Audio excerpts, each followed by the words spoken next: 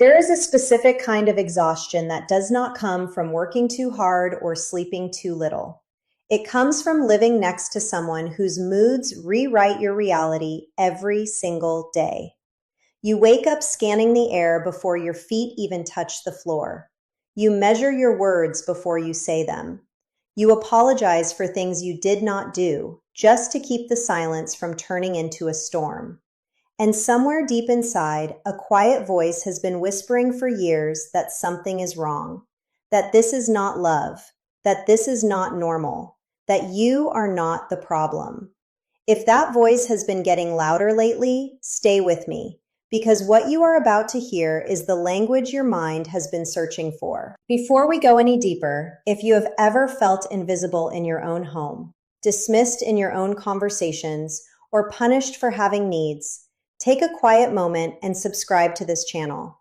Not because I am asking for a favor, but because the patterns we are about to uncover are the exact patterns that have been draining your nervous system for years. And you deserve a place that keeps reminding you that you are not crazy, you are not too sensitive, and you are not alone.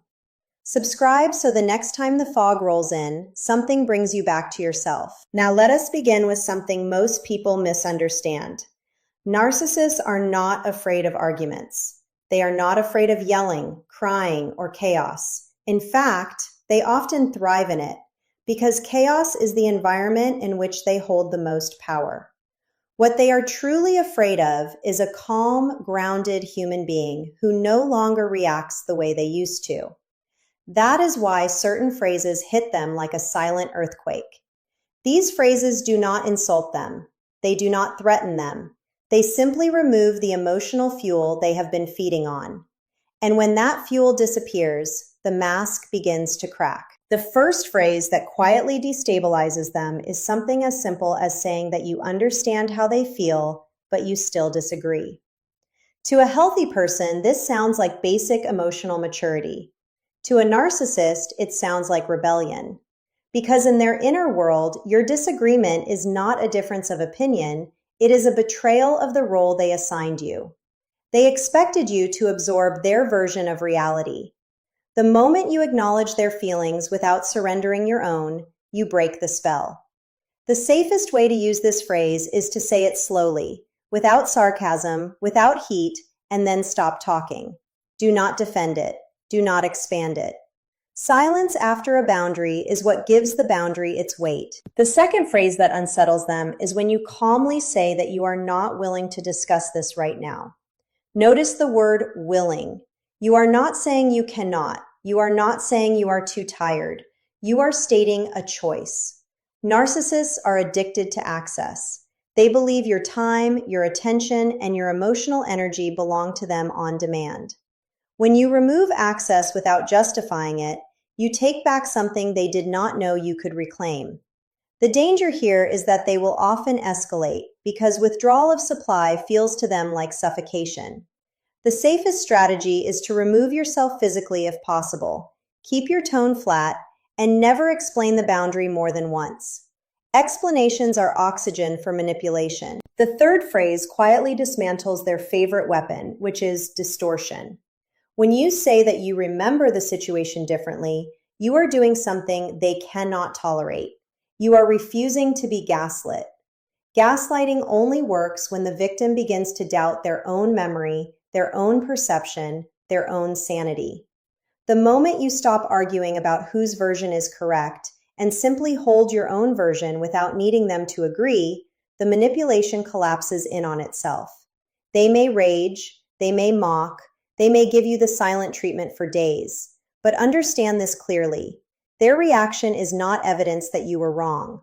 Their reaction is evidence that you finally stopped participating in the rewriting of your own life. The fourth phrase is one of the most quietly powerful sentences a human being can speak, and it is simply saying that this does not work for you.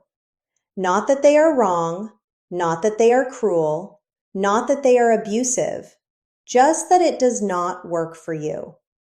This phrase removes the debate entirely. There is nothing to argue against because you are not making a claim about them, you are making a statement about yourself. And narcissists cannot stand statements they cannot twist. They need a thread to pull. They need a word to weaponize. When you give them nothing to grab, they are left holding their own reflection. And that reflection is the one thing they spend their entire lives avoiding. The fifth phrase touches the deepest nerve because it speaks directly to the wound they hide beneath the grandiosity. When you calmly say that you are not going to take responsibility for their emotions, something inside them flinches. For years, perhaps decades, they have outsourced their inner world onto everyone around them. Their anger was always someone else's fault. Their sadness was always someone else's failure. Their discomfort was always someone else's job to fix. The moment you hand that responsibility back to them, you are returning a weight they have refused to carry their whole life. Expect resistance. Expect guilt trips. Expect accusations that you are cold, heartless, or selfish. None of that is true. What is true is that you are finally stopping a transaction that was bleeding you dry. The sixth phrase is one that often slips out in a moment of clarity, and it changes everything. When you say that you have noticed a pattern, you have just done something they will never forgive you for. You have moved from reacting to one incident to recognizing the architecture of their behavior. Narcissists rely on isolation of events. Each fight is supposed to be separate. Each cruelty is supposed to be a misunderstanding. Each betrayal is supposed to be an exception. The word pattern dissolves all of that. It tells them that you are no longer the confused partner, the confused child, the confused friend. You are a witness with a memory. And a witness with a memory is the one thing manipulation cannot survive. The seventh phrase is short, almost gentle, and it ends entire cycles. When you simply say, okay, with nothing behind it, no defense, no argument, no emotional charge, you collapse the entire structure of provocation. They were waiting for you to bite. They were waiting for the spiral. They were waiting for the long night of arguing, crying, explaining, and apologizing. When you give them a calm, neutral, okay, and walk away, you starve the cycle of the energy it needs to continue. This is not avoidance. This is not weakness. This is what emotional sovereignty sounds like when it finally arrives in the body. Before we move into the deepest phrases, the ones that touch the rawest layer of this dynamic, I want you to pause for just a moment. If anything you have heard so far has made your chest tighten, your eyes water, or your mind whisper that this is exactly what has been happening to you, please subscribe to this channel. Not as a gesture, but as a promise to yourself. A promise that you will keep learning, keep unlearning, and keep returning to your own clarity. The patterns we are uncovering are the same patterns that have been hijacking your nervous system for years, and the moment you can name them, you can begin to release them. Your healing deserves a steady voice in your ear, and this channel is here to be one of them. The eighth phrase reaches into something most survivors are afraid to even think, let alone say. When you calmly state that you no longer want to argue about who is right, you are pulling the plug on the entire game. Because for a narcissist, being right is not about truth. It is about dominance. It is about hierarchy. It is about proving that their version of the world is the only one allowed to exist. When you remove yourself from the contest, you are not surrendering. You are refusing to compete in a rigged arena. And in that refusal, something quietly miraculous happens inside you. You begin to notice that your peace was never dependent on winning. It was dependent on leaving the game altogether. The ninth phrase is the one that often arrives only after years of confusion, and it is the moment you say that you do not have to explain yourself. This single sentence undoes a lifetime of conditioning, because if you grew up around narcissistic energy, you were trained to justify your existence at every turn. Why you were late, why you were tired, why you were sad, why you wanted something, why you did not want something. Every breath you took had to be defended in advance. When you finally release the need to explain, you are returning to a self that existed before the manipulation began. A self that did not need permission to feel, to want, or to be. And that self has been waiting for you with quiet patience this entire time. The 10th phrase is the one they fear the most, and it is rarely spoken out loud because it does not need to be. When you reach the point of saying, even just internally, that you are done, something shifts in the energetic dynamic that they can feel before you ever say a word. Narcissists are extraordinarily sensitive to emotional withdrawal. They can sense the moment your soul has truly left the relationship, even if your body is still present. They will sometimes panic, becoming suddenly affectionate, suddenly remorseful, suddenly the person they pretended to be at the very beginning. This is called hoovering, and it is not love. It is desperation to pull you back into the orbit they have lost control of. The safest response is not confrontation. The safest response is consistency, the same calm, the same boundaries, the same quiet refusal to re-enter the storm. Now here is what almost no one tells you about why these phrases work and why your body has been so exhausted for so long. Narcissistic dynamics do not damage you through single events. They damage you through nervous system depletion. Your body has been living in a state of low-grade survival for months, maybe years. Your shoulders have forgotten how to fall. Your stomach has forgotten how to settle. Your breath has been shallow for so long that deep breathing actually feels uncomfortable at first. This is what trauma bonding does. It teaches your body to associate chaos with connection and calm with abandonment. So when you finally begin to step away, your own nervous system will sometimes protest, missing the very person who hurt you. That is not love.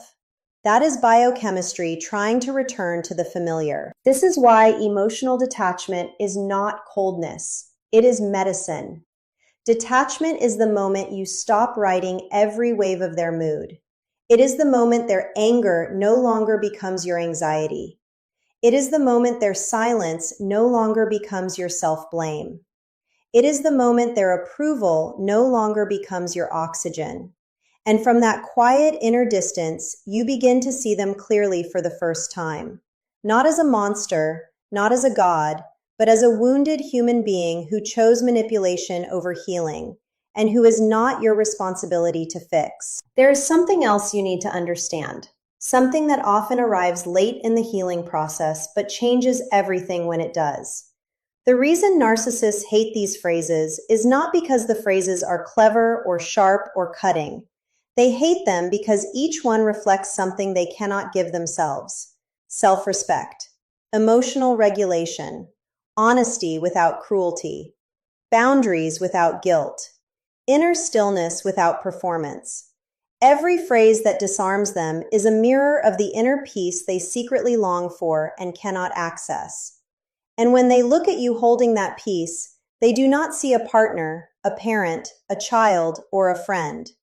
They see proof that what they have been telling themselves their whole life is a lie. So when you walk away from the argument that was designed to break you, when you respond with calm to the provocation that was designed to ignite you, when you set the boundary that was designed to be impossible, you are not just protecting yourself. You are quietly refusing to participate in a system of psychological control that has been passed down through generations.